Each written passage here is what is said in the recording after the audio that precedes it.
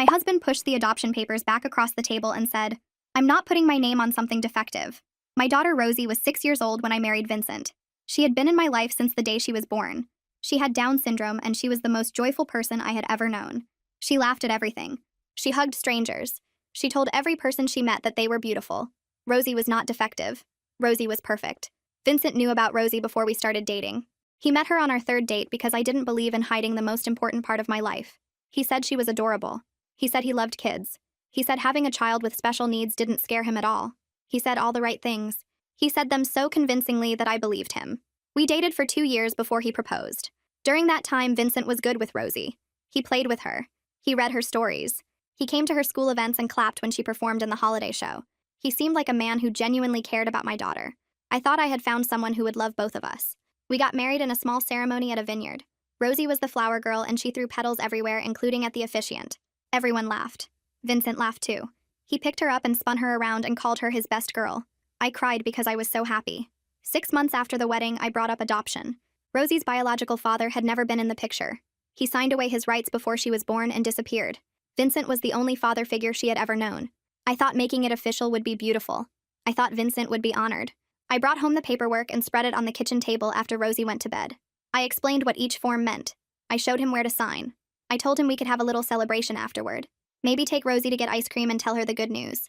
Vincent looked at the papers for a long time. Then he pushed them back across the table toward me. He said he wasn't going to sign. I asked why. He said he had been thinking about this and he didn't want the legal responsibility. I asked what legal responsibility he was worried about. He said Rosie would need care for her entire life. He said people with Down syndrome couldn't live independently. He said if something happened to our marriage, he would be on the hook for supporting her forever. I reminded him that Rosie was already part of our family. I reminded him that he had known about her from the beginning. I reminded him that he had stood at our wedding and promised to love and cherish both of us. He said that was different. He said loving someone and legally binding yourself to them were two separate things. He said I shouldn't take it personally. Then he said the words I will never forget. He said he wasn't putting his name on something defective. I asked him to repeat himself because I was sure I had misheard. He said it again. He said Rosie was defective and he wasn't going to legally claim a defective child. He said it calmly, like he was explaining a reasonable decision, like he was declining an extended warranty on a car, like my daughter was a product that didn't meet his standards. I didn't yell. I didn't cry. I sat there looking at the man I had married and I realized I had made a terrible mistake. Not about Rosie. About him. I asked him if he had ever actually loved my daughter. He said of course he loved her. He said he just loved her from a safe distance. He said there was nothing wrong with protecting himself financially. He said I was being emotional and not thinking clearly. He said we could still be a happy family without him signing papers. He said the paperwork didn't change anything. I told him the paperwork changed everything. I told him a father doesn't call his child defective. I told him a husband doesn't refuse to commit to his wife's daughter after promising to love them both. He said I was overreacting. He said plenty of step-parents never adopted their stepchildren. He said I was making this into a bigger issue than it needed to be. I slept in Rosie's room that night. She asked me why I was on the floor next to her bed. I told her I just wanted to be close to her. She said, "Okay, Mama," and fell asleep holding my hand. She didn't know that her stepfather had just called her defective. She didn't know that the man who read her bedtime stories saw her as a liability. She just knew that her mother was there, and that was enough for her. The next week, I contacted a divorce lawyer. I found her name in a support group forum at 2 in the morning while Rosie slept beside me. Someone had posted about needing a lawyer who understood special needs families, and 3 people recommended Aurelia Whitley. I called her office the moment it opened and explained I needed help with a divorce. Her secretary started to give me an appointment for next week, but then Aurelia picked up the line herself. She asked me to tell her what happened. I said my husband refused to adopt my daughter and called her defective. There was silence on the other end. Then Aurelia said she could see me at 3 that afternoon, and something in my voice told her this was urgent. Her office was in a brick building downtown with accessible ramps and wide doorways. The waiting room had toys in one corner, and books about special needs parenting on the shelves. I sat across from Aurelia at her desk and started talking. She took notes on a yellow legal pad and never interrupted. I told her about Vincent's promises and the wedding and Rosie throwing flower petals. I told her about the adoption papers and the words I couldn't stop hearing. When I finished, Aurelia set down her pen and looked at me. She said she had a daughter with cerebral palsy who was 9 years old. She understood exactly what Vincent's words meant and why I couldn't stay. Aurelia pulled out a fresh legal pad and started outlining the divorce process. California was a no-fault state, which meant Vincent's reasons for refusing adoption wouldn't matter in court. The law didn't care that he called my daughter defective. What mattered was dividing our assets, figuring out support payments, and moving forward as quickly as possible. She explained filing timelines and mandatory waiting periods. She talked about discovery and disclosure requirements. Her voice was calm and professional, but I saw anger in her eyes when she mentioned Vincent's name. I asked about custody, and Aurelia's expression softened. Vincent had no legal relationship to Rosie, so custody wasn't an issue. Rosie was mine completely, and would stay that way. The concern was spousal support and asset division since we'd only been married 6 months. California had formulas for calculating support based on income and marriage length. She would need my financial documents and Vincent's too. She warned me that short marriages sometimes meant minimal support, but she would fight for what I deserved. I drove home with the retainer agreement signed and a list of documents to gather. Vincent's car was in the driveway when I pulled up. I found him in the living room watching television like nothing had changed. I stood in front of the screen and told him I'd hired a divorce attorney and would be filing papers. His face went blank with shock. He actually looked surprised, like he'd expected me to just accept his decision and move on without any problems. Vincent stood up and immediately switched into damage control mode. We should try marriage counseling first. We could work through this. Every marriage had rough patches. I reminded him that you can't counsel someone into loving your child or into not calling her defective. Those words came from somewhere deep inside him, and no therapist could fix that. He reached for my hand, but I stepped back. His face changed then, and anger replaced the fake concern. I was overreacting. I was throwing away our marriage over paperwork. Plenty of couples disagreed about adoption and stayed together. I was being emotional and not thinking about what divorce would do to Rosie. I stood there feeling nothing but cold certainty as he tried to rewrite what happened. He kept talking, and I kept seeing him push those papers across the table. I kept hearing the word defective in his calm, reasonable voice. I went upstairs and pulled 2 suitcases from the closet. I packed clothes for Rosie and myself, her favorite stuffed animals, her medications and medical records. Vincent followed me around asking what I was doing. I told him we were leaving. He said I couldn't just take Rosie away from her home. I reminded him this was my home before it was his, and Rosie was my daughter before he ever met us. I loaded the suitcases into my car and went back for Rosie. She was coloring at the kitchen table and looked up with her bright smile when I said we were going to Grandma's house. Mom lived across town in the house where I grew up. She opened the door and took one look at my face before pulling me into a hug. Rosie ran past us to the toy box Mom kept in the corner of the living room. Mom didn't ask questions right away. She just held me while I stood there trying not to fall apart. Then she made tea and we sat at her kitchen table while Rosie played. I told Mom everything. I told her about the adoption papers and Vincent's refusal and the legal responsibility he didn't want. I told her about the word defective that I couldn't stop hearing in my head. Mom got very quiet. She held her teacup and stared at the table for a long moment. Then she said she'd never fully trusted Vincent, but she'd hoped she was wrong. She said something about him always seemed performed, like he was playing a role instead of being himself. She'd seen how he acted with Rosie at family gatherings, and thought maybe she was being too critical. Now she knew her instincts had been right. Rosie adjusted to staying at Grandma's house with the easy way kids have of accepting change. She explored Mom's guest room and claimed the bed by the window. She helped Mom make dinner and set the table with careful concentration. At bedtime, she asked when we were going home. I told her we were having an adventure at Grandma's house for a while. She said okay, and asked if we could make pancakes in the morning. That was enough for her.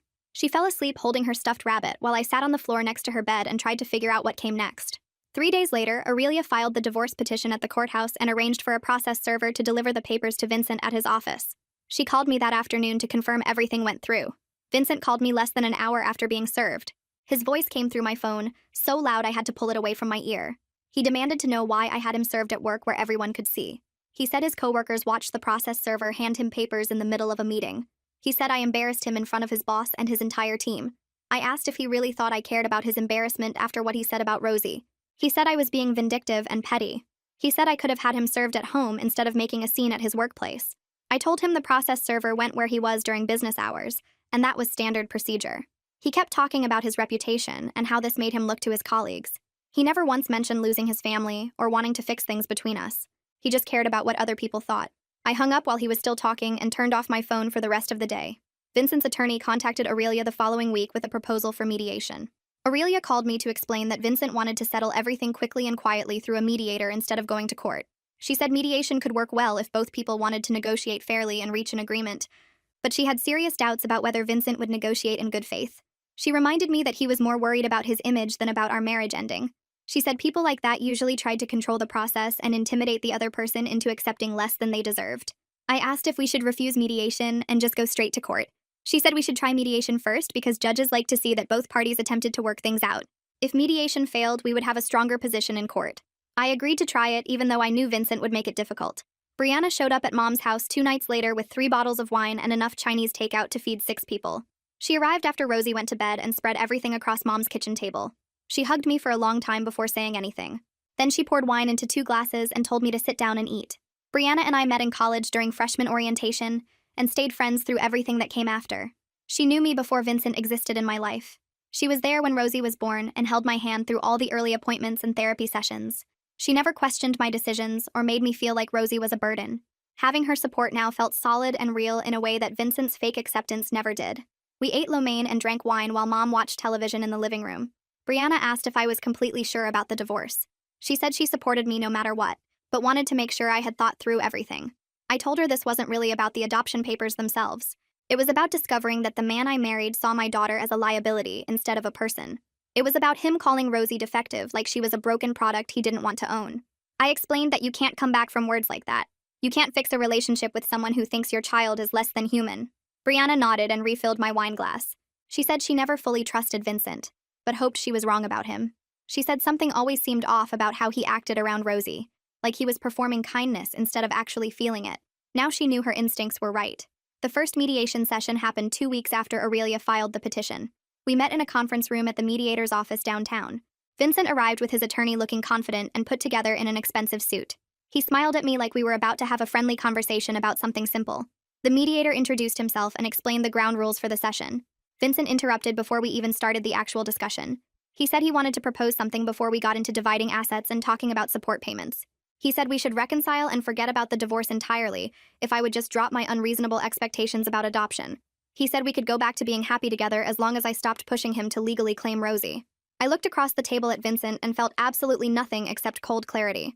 I told him there would be no reconciliation under any circumstances. I said we were here to discuss asset division and support obligations, not to negotiate about saving our marriage. His face changed completely when I said that. His confident smile disappeared and his expression hardened into something ugly and mean. I saw the exact same look he had when he pushed those adoption papers back across our kitchen table. The mediator tried to redirect the conversation, but Vincent kept staring at me like he couldn't believe I was refusing to consider his offer.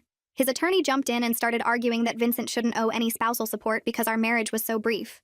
He said 6 months wasn't long enough to create any real financial dependency. Aurelia pulled out the folder she brought and calmly explained that I left my job to move across the state for Vincent's career opportunity. She said I gave up my position and my professional network to support his advancement. She said that absolutely changed my financial situation and created a legitimate claim for support during my transition back to employment. Vincent's attorney tried to argue that I chose to leave my job and Vincent didn't force me. Aurelia pointed out that spouses make sacrifices for each other's careers all the time, and the law recognized that as creating support obligations. The mediation session lasted 2 hours and ended without any agreement. Aurelia had predicted this would happen. Afterward, she explained that Vincent was still in the denial phase where he thought he could control the outcome through intimidation and manipulation. She said he expected me to back down and accept whatever he offered just to avoid conflict. But I wasn't that person anymore.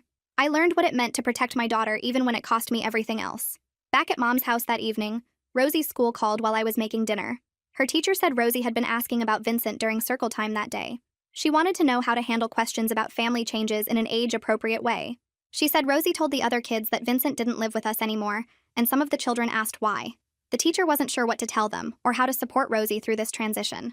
She suggested I come in to meet with her and the special education coordinator to discuss how to help Rosie process the separation. I scheduled a meeting for the next afternoon and drove to Rosie's school right after lunch. The teacher and the special education coordinator sat with me in a small conference room decorated with children's artwork. I explained that Vincent and I were separating and going through a divorce. I told them Vincent had decided he didn't want to legally adopt Rosie, even though he had been acting as her stepfather. I didn't mention the word defective or explain exactly what Vincent said because I couldn't make myself repeat it out loud. They were both kind and supportive. They helped me understand how to talk to Rosie about family changes without overwhelming her with information she couldn't process. They said children Rosie's age understood concrete things better than abstract concepts. They suggested I focus on what would stay the same in her life, rather than everything that was changing. They offered to support Rosie at the school and watch for any signs she was struggling with the transition.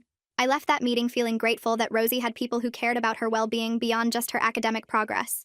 That evening, I sat with Rosie at the small table in Mom's kitchen, where she was coloring a picture of butterflies.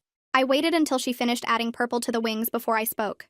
I told her that Vincent and I weren't going to be married anymore. I explained that he was going to live somewhere else, and we would stay here with Grandma for now.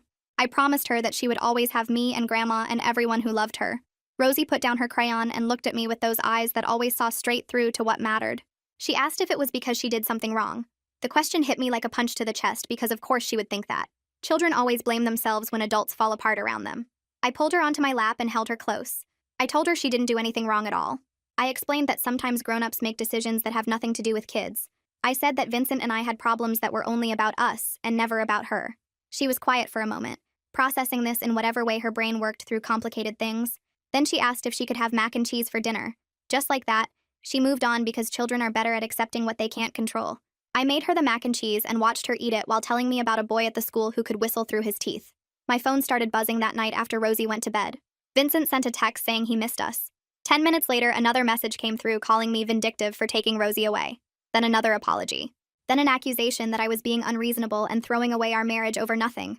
The messages kept coming over the next few days, sometimes loving and sometimes angry. He would text that he wanted to work things out, then follow it up by saying I was manipulating the situation. One message begged me to come home. The next one blamed me for ruining everything. I showed the messages to Aurelia during our next meeting at her office. She read through them with a tight expression on her face. She told me to stop responding completely and let all communication go through the attorneys from now on. She explained that his back-and-forth contact was a manipulation tactic designed to keep me emotionally engaged and off balance. She said abusers and manipulators use this pattern to maintain control when they felt it slipping away. I hadn't thought of Vincent as abusive, but hearing her say it made something click into place. He was trying to keep me confused and reactive, so I wouldn't think clearly about what I needed to do. The financial disclosure documents arrived in a thick envelope 2 weeks later. Aurelia had requested complete records of all our accounts and assets as part of the divorce proceedings. I sat at Mom's kitchen table going through page after page of bank statements and investment records. That's when I found accounts I didn't know existed. Vincent had opened a separate savings account at a different bank and had been transferring money there throughout our marriage.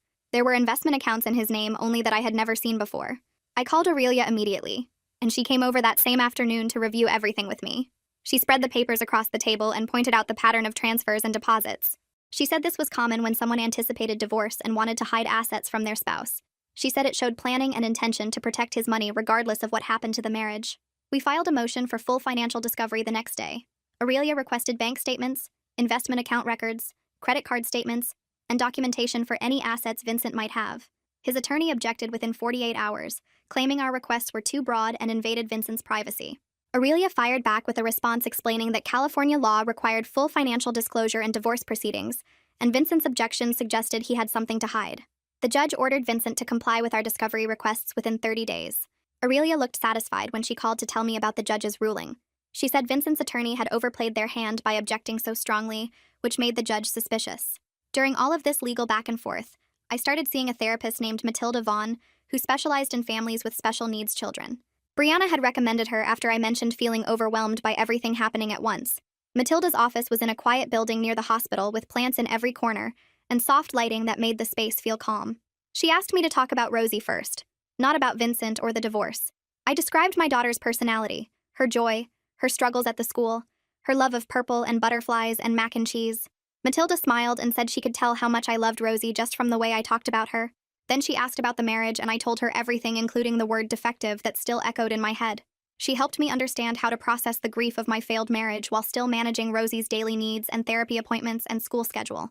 In one session about 3 weeks after I started seeing her, Matilda pointed out something I hadn't noticed about myself. She said I had been so focused on protecting Rosie from Vincent's rejection that I hadn't let myself feel the full weight of his betrayal. She said I was carrying anger and grief and shock, but I kept pushing those feelings down because I thought I needed to stay strong for my daughter. She asked me what would happen if I let myself actually feel everything Vincent had done. I started crying before I could answer. I cried about the future I thought we would have together. I cried about believing his lies for 2 years. I cried about introducing him to my daughter and letting her get attached to someone who saw her as defective. I cried until my throat hurt and my eyes were swollen, and Matilda just sat there handing me tissues and letting me fall apart in her office where Rosie couldn't see. The full financial discovery results came back 6 weeks after we filed the motion. Aurelia called me to her office to go through everything together. She had the documents organized in folders with tabs marking the important sections. She showed me an investment account that Vincent had opened 2 months before our wedding. He had been depositing money there consistently throughout our entire marriage, building up a separate fund that I knew nothing about. The account had over $40,000 in it. Aurelia looked at me across her desk and said this suggested planning and intention. She said Vincent had been protecting his exit strategy from the very beginning, even before we got married. He had been preparing for our marriage to fail while I was picking out wedding flowers and writing vows.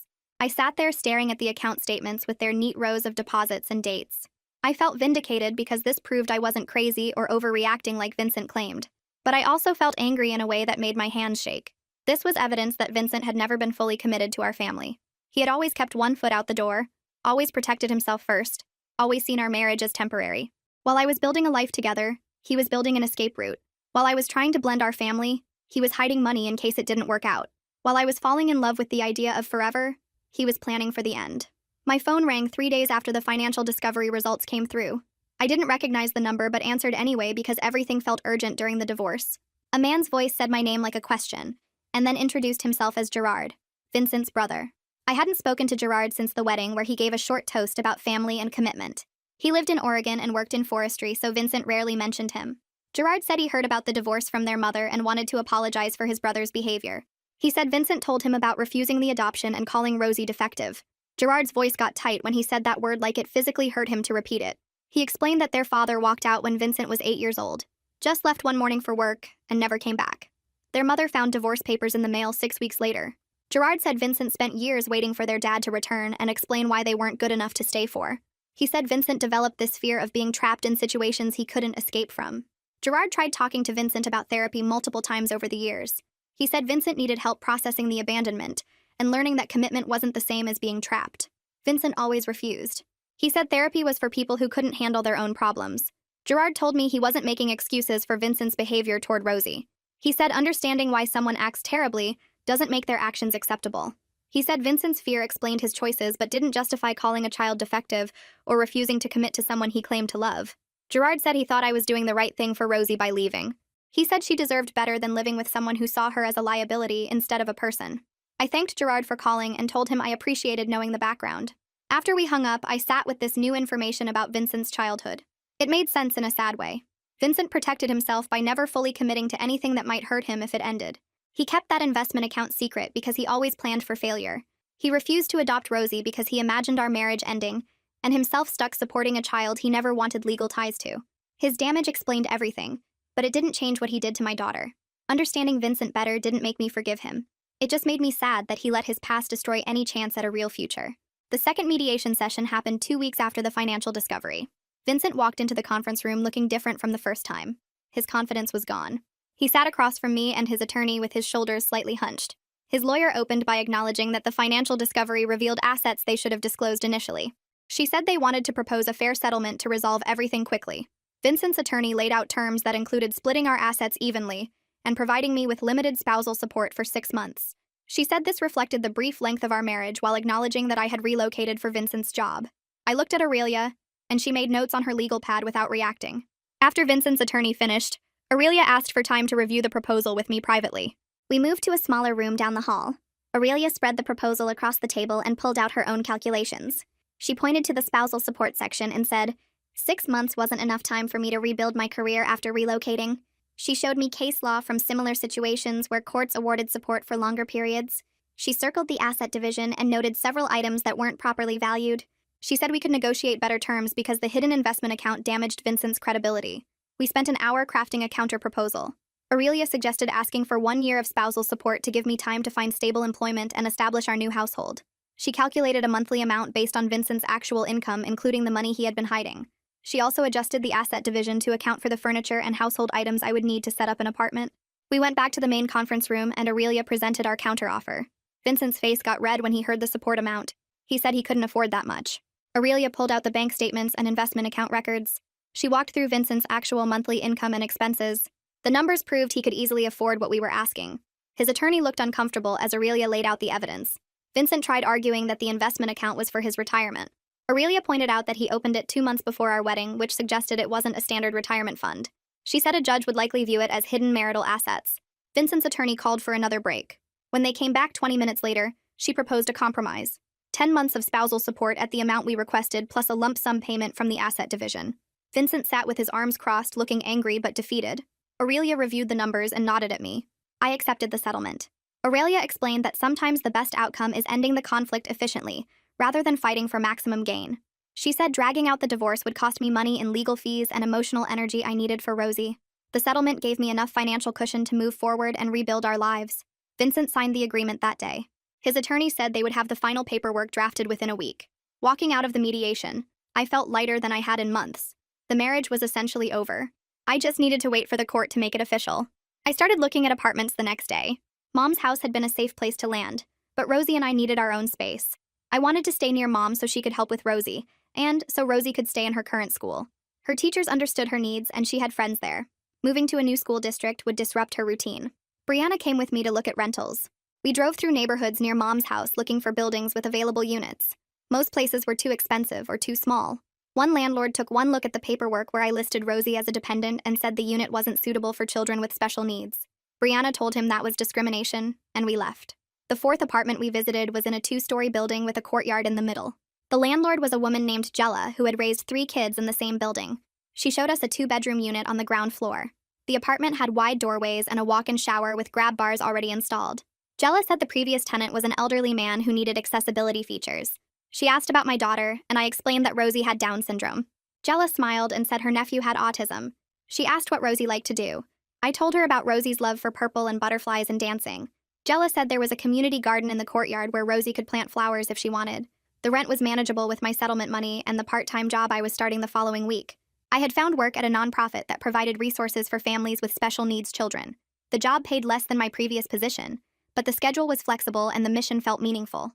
I filled out the rental application while Brianna measured the bedrooms to figure out furniture arrangements. Jella said she would run my background check and call me within 2 days. Walking back to the car, Brianna hugged me and said the apartment was perfect. I let myself feel hopeful for the first time since Vincent pushed those adoption papers away. Aurelia called the next week and said she had someone I should talk to, a financial advisor who specialized in planning for families with special needs children. She said managing my settlement money wisely would make a huge difference in Rosie's future. The advisor's name was Caroline, and she worked from a small office near the courthouse. I met with her on a Thursday morning after dropping Rosie at the school. Caroline had a daughter with cerebral palsy, so she understood the costs involved in raising a child with disabilities. She asked detailed questions about Rosie's current needs and what I anticipated for her future. We talked about therapy costs, medical expenses, special education services, and what Rosie might need as an adult. Caroline explained special needs trusts and how they work to protect government benefits while still providing extra support. She said setting up a trust now would ensure Rosie had resources throughout her life, even after I was gone. We discussed government benefits that Rosie qualified for and how to navigate the application process. Caroline created a budget that accounted for our current expenses and built in savings for future needs. She showed me how to invest part of the settlement to generate income while keeping enough liquid for immediate costs. The meeting lasted 2 hours, and I left with a binder full of information and action steps. Caroline scheduled a follow-up appointment to help me set up the special needs trust once the divorce was finalized. Driving back to Mom's house, I felt grateful that Aurelia had connected me with someone who understood our situation. Planning for Rosie's future made everything feel more stable and secure. Caroline spread out papers showing different saving plans and investment options across her desk. She pointed to numbers representing therapy costs and medical expenses that would continue through Rosie's entire life. The figures looked huge at first, but Caroline broke them down into monthly amounts that felt more manageable. She explained how the settlement money could work for us instead of just sitting in an account losing value to inflation. Part would go into a special needs trust that protected Rosie's government benefits while still giving her extra support. Another portion would get invested in low-risk funds that generated steady income. Caroline showed me how to budget for Rosie's current needs while building savings for future expenses I hadn't even considered yet. Things like adaptive equipment as she grew older, continued therapy into adulthood, and residential support if she ever wanted more independence. The planning made Rosie's future feel less scary, because I could see actual numbers and strategies, instead of just worrying. Caroline said many parents struggled alone without this kind of guidance, and I was already ahead by seeking help now. She scheduled another appointment to finalize the trust paperwork once the divorce became official. Leaving her office, I felt like I had a real plan instead of just hoping everything would work out somehow. The courthouse hearing for our final divorce decree lasted less than 15 minutes. Vincent sat on the opposite side of the courtroom with his attorney and didn't look at me once. The judge reviewed our settlement agreement and asked if we both understood the terms. We each said yes in turn. She signed the papers and declared our marriage legally dissolved. 6 months had passed since Vincent pushed those adoption papers across our kitchen table. 6 months since he called my daughter defective. Now we were strangers again in the eyes of the law. Walking out of the courthouse, I expected to feel sad or angry, but mostly I just felt tired. The relief surprised me because part of me was still grieving what I thought we had together. All those moments that seemed real, but apparently weren't. The wedding where he spun Rosie around and called her his best girl. The bedtime stories he read to her. The school events where he clapped and smiled. I had believed in a version of Vincent that never actually existed. But now I felt free from the weight of pretending he was someone he wasn't. Free from watching my words around him. Free from worrying that Rosie would pick up on his hidden resentment. Free from the exhausting work of convincing myself that everything was fine when it clearly wasn't. Jella called 2 days later to say the apartment was ours if we still wanted it. Brianna helped me pack up our things from Mom's house and move them into the new place. Rosie ran through the empty rooms laughing and asking which one was hers. I showed her the smaller bedroom with the window facing the courtyard. She pressed her face against the glass and pointed at the garden below. Jella had mentioned that the previous tenant grew tomatoes and herbs in raised beds. Rosie wanted to know if we could plant purple flowers. I told her we absolutely could. That weekend, we went to the hardware store and let Rosie pick out paint samples. She chose a purple called Lavender Dreams that was lighter than I expected, but perfect for a little girl's room. Brianna came over to help paint while Rosie was at the school. We covered the walls in 2 coats, and the color transformed the space into something magical. When Rosie got home, she gasped and spun around in circles. I bought butterfly stickers at the craft store, and Rosie placed them carefully on the walls near her bed. She wanted them to look like they were flying. The room became completely hers in a way our old house never allowed. Vincent had opinions about everything from paint colors to furniture placement. This apartment held no memories of him. Every choice was mine and Rosie's together. My first day at the nonprofit felt like walking into a place where people actually understood. The organization provided resources for families with special needs, children including support groups, advocacy training, and connections to therapy services. My coworkers welcomed me warmly during the morning staff meeting. Several mentioned having family members with disabilities. One woman's son had autism, another's niece had cerebral palsy. They asked thoughtful questions about Rosie and shared stories about their own kids. The work involved coordinating family workshops, maintaining resource databases, and helping parents navigate school systems and government benefits. Everything I had learned through raising Rosie and fighting through my divorce suddenly felt useful. My experiences weren't just painful memories anymore. They were knowledge that could help other families facing similar challenges. The job paid less than my previous position, but the schedule was flexible and the mission felt meaningful. I could pick Rosie up from the school most days. I could attend her therapy appointments without asking permission. I could build a life around her needs instead of trying to fit her into someone else's schedule. 3 months after we moved into the apartment, Rosie's teacher requested a parent conference. I walked into the classroom expecting problems, but her teacher smiled and said Rosie seemed more relaxed and confident lately. She participated more during circle time. She helped other students without being asked. She seemed happier overall. The teacher wondered if anything had changed at home. I explained that we had gone through a divorce and moved to a new apartment. The teacher nodded like this made perfect sense. She said children often picked up on tension even when adults tried to hide it. Rosie must have been feeling the stress in my marriage with Vincent, even though I thought I was protecting her from it. Kids were more perceptive than we gave them credit for. Driving home from the conference, I realized Rosie had been carrying the weight of our broken household without any way to express it. She didn't have the words to say that something felt wrong at home. She just absorbed the tension and held it inside her small body. Now that we lived in our own space without Vincent's hidden resentment filling the rooms, she could finally breathe. She could be herself without sensing that someone in the house saw her as less than whole. Brianna invited me to a single-parent support group that met twice monthly at a community center near our apartment. I hesitated at first because I didn't want to spend evenings talking about my failed marriage, but Brianna insisted it would help to connect with people who understood the specific challenges of raising kids alone. The first meeting I attended had about 15 parents sitting in a circle sharing stories. Some were divorced like me. Others were widowed or had partners who left. A few had never been married at all. What connected us was raising children without the support we expected to have. People talked about managing schedules, handling finances, dealing with judgment from others who didn't understand our situations. I listened more than I spoke that first night, but hearing their stories made me feel less alone. These weren't people who pitied themselves or complained constantly. They were finding ways to build good lives for their kids despite the hard circumstances. They laughed about small victories and supported each other through setbacks. Walking back to my car after the meeting, I felt lighter than I had in months. At the third meeting I attended, someone asked if anyone had dealt with rejection from a partner who couldn't accept their child. I found myself speaking before I could overthink it. I told them about Vincent calling Rosie defective, about him refusing to sign adoption papers because he saw her as a financial liability, about discovering that the man I married had been performing acceptance while actually seeing my daughter as broken. The room went completely silent when I finished. Then a dad across the circle spoke up. His ex-wife had said something similar about their son who had autism. She told him she didn't sign up to raise a damaged child. He understood exactly what I meant about that moment when you realize you married someone who sees your kid as less than human. Other parents nodded and shared their own stories of partners who left or stayed, but withdrew emotionally. We all recognized the same pain in each other's faces. The pain of someone who should have loved your child choosing to see them as a burden instead. These connections reminded me that I wasn't alone in facing rejection from someone who should have loved my child. Other parents had survived this betrayal and built good lives anyway. Their kids were thriving. They had found new partners who actually accepted their families or learned to be happy single. They had careers and friends and moments of real joy despite everything. If they could do it, maybe I could too. The support group became something I looked forward to instead of dreading. A place where I didn't have to explain or defend or justify my choices. Everyone there understood why I left Vincent. Nobody questioned whether I was overreacting or being too harsh. They knew that calling a child defective was unforgivable. They knew that some betrayals couldn't be fixed with counseling or time. They knew that protecting your kid sometimes meant walking away from everything you thought you wanted. 6 months after the divorce became final, my phone showed a text from Gerard asking if he could send Rosie a birthday gift. I appreciated that he maintained boundaries while showing he still cared about her. He never tried to defend Vincent or convince me to reconsider. He just acknowledged that his brother had failed us and expressed genuine regret about it.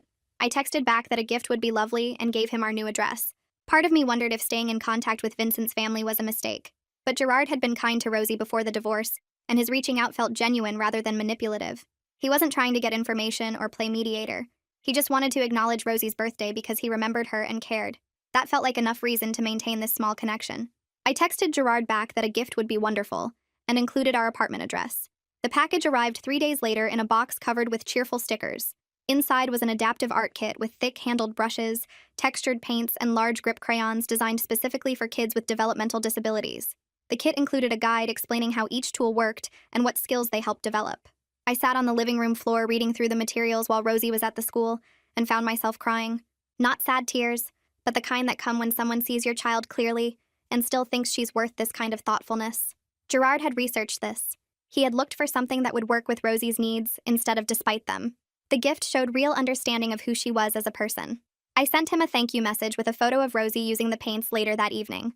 She had covered an entire poster board with swirls of purple and yellow, her favorite colors mixing together in ways that made her laugh. Gerard responded that he was glad she liked it, and asked if he could send something for her birthday next month. I told him that would be lovely. Rosie's 7th birthday fell on a Saturday, and I planned a small party at our apartment. Her guest list included 5 kids from the school, Mom, Brianna, and the couple from down the hall who always stopped to chat with Rosie in the hallway. I decorated the living room with purple streamers and butterfly balloons.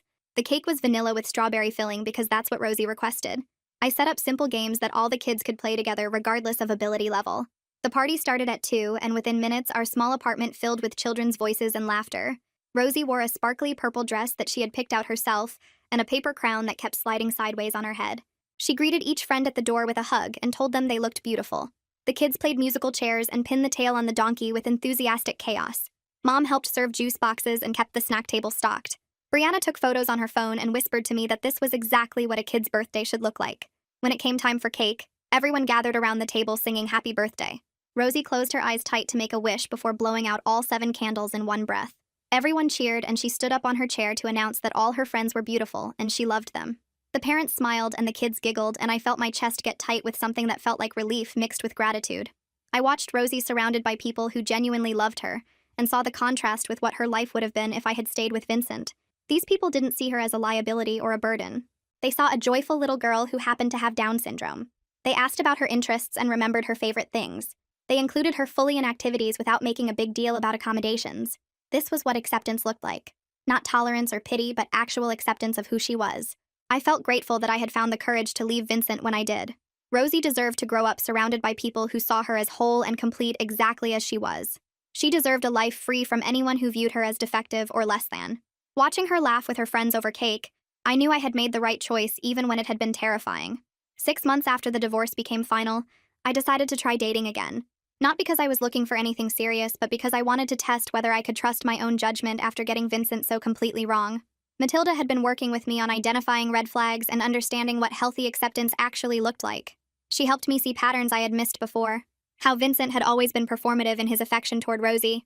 How he never initiated activities with her but only participated when I arranged them. How he talked about her in front of other people but rarely engaged with her one-on-one. These were signs I had ignored because I wanted so badly to believe he was genuine. Matilda gave me a list of questions to ask myself when meeting someone new. Did they ask about Rosie as a person, or just acknowledge her existence?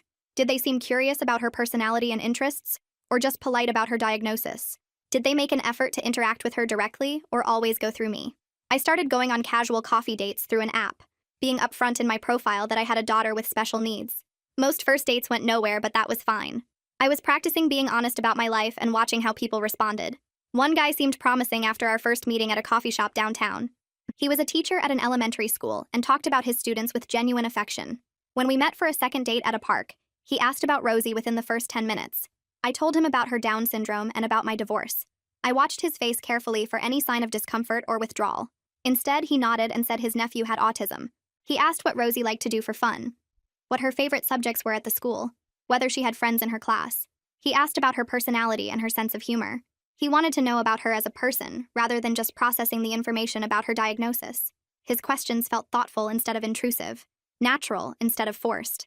I didn't know if this relationship would develop into anything serious or fizzle out after a few more dates, but his genuine curiosity about Rosie as a complete person, rather than a diagnosis, felt like progress. I was learning what real acceptance looked like compared to Vincent's performance. Real acceptance asked questions and showed interest. Real acceptance didn't need praise for basic human decency. Real acceptance saw Rosie first and her disability second. Whether or not this particular guy worked out, I felt more confident that I could recognize the difference now between someone who truly accepted my daughter and someone who was just saying the right words. At work, my supervisor called me into her office and told me they were promoting me to program coordinator. The position came with better pay and the chance to develop new family support programs. I would be designing workshops and resources instead of just implementing other people's ideas. She said my personal experience gave me insight that would make the programs more effective and authentic. I accepted immediately and spent the next week planning my first major initiative. I proposed a workshop series specifically for parents navigating divorce when they had children with special needs. The emotional challenges were different. The legal considerations were more complex. The support systems needed to be stronger. I knew this from living through it, and I wanted to help other parents who were facing the same situation. The workshops launched 2 months later and filled up within days of registration opening.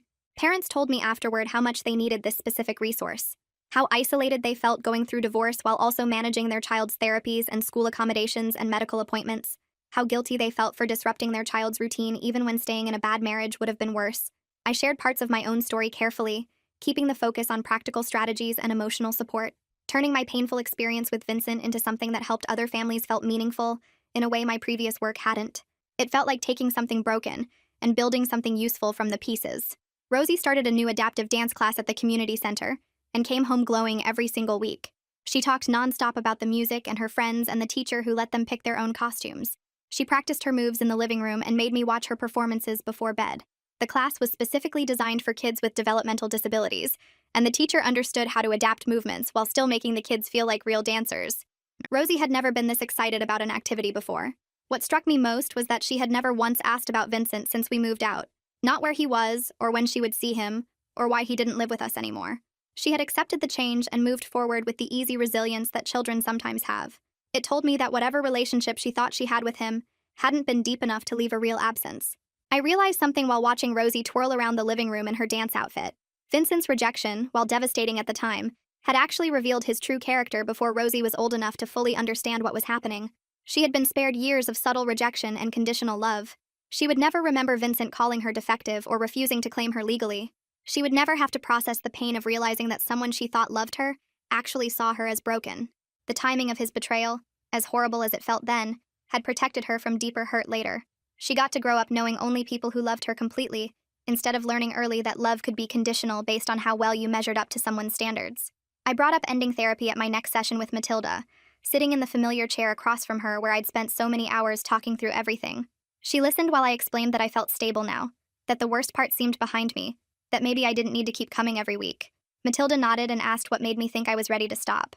I told her about the promotion at work, about Rosie thriving in her dance class, about how I could go whole days without thinking about Vincent's face when he pushed those adoption papers away. She smiled and said those were all good signs of healing, but she wondered if I'd considered monthly maintenance sessions instead of stopping completely. The idea surprised me because I'd been thinking in terms of all or nothing. She explained that healing wasn't a destination where you arrived and unpacked your bags. It was more like a garden that needed regular tending even after the worst weeds were pulled. I agreed to monthly sessions starting next month, realizing she was right that the work wasn't finished even though I'd come so far.